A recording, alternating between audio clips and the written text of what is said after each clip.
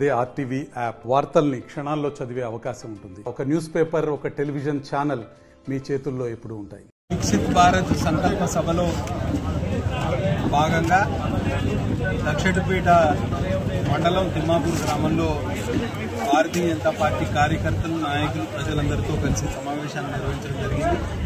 11 సంవత్సరాల నరేంద్ర మోడీ సుపరిపాలన ప్రజల ముందు ప్రవేశపెట్టి ఆవిష్కరించే ప్రయత్నంలో భాగంగా ఈ సభను ఏర్పాటు చేసినాం. ఇవాళ నరేంద్ర మోడీ ప్రభుత్వం వల్లనే భారతదేశం ప్రపంచ యవనిక మీద విశ్వగురువుగా అవతరించింది. ఆపరేషన్ సింధూర్ ద్వారా పాకిస్తాన్ కు గుణపాఠం నేర్పింది. ప్రపంచంలోనే 4వ ఆర్థిక శక్తిగా ఎదిగింది. అట్లనే అభివృద్ధి సంక్షేమ కార్యక్రమాల్లో చాలా ముందున్నాం. కానీ రాష్ట్రంలో రేవంత్ రెడ్డి ప్రభుత్వం ప్రజల్ని నట్టేట ముంచింది. అన్ని దింపుడుగల ఆశలు చూపిస్తోంది.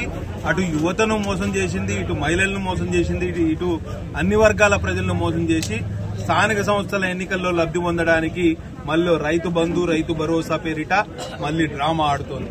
రైతాంగాన్ని నేను కోరేది ఒక్కటే, 3 కిస్తీలు ఎగ్గొట్టిన రేవంత్ రెడ్డి ప్రభుత్వానికి మీరు ఓటేస్తారా? ఒకసారి ఆలోచన చేయండి. మీరు ఒక్కటే స్థానిక సంస్థల ఎన్నికల్లో రెఫరెండంగా తీసుకోండి. ఒకవేళ రేవంత్ రెడ్డి విధానాలను మీరు ఒప్పుకుంటే కాంగ్రెస్ పార్టీకి ఓటేయండి, లేకపోతే భారతీయ జనతా పార్టీకి ఓటేయండి.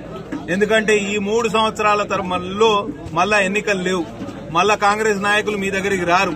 ఇప్పుడు రేవంత్ రెడ్డికి లేకపోతే కాంగ్రెస్ కు మీరు ఓటేస్తే మళ్ళా ఆయన మీద ఉన్న వ్యతిరేకతను గాని, ఆయన చేస్తున్న విధానాల పట్ల ఉన్న మీకు ఏమన్నా ఆవేశం, ఆక్రోశం ఏదైనా ఉంటే ఈ స్థానిక సంస్థల ఎన్నికల ద్వారా, ఓటు ద్వారానే మీకు తెలియజెప్పాలి. లేకపోతే మళ్ళీ ఇంకొకసారి అవకాశమే లేదు.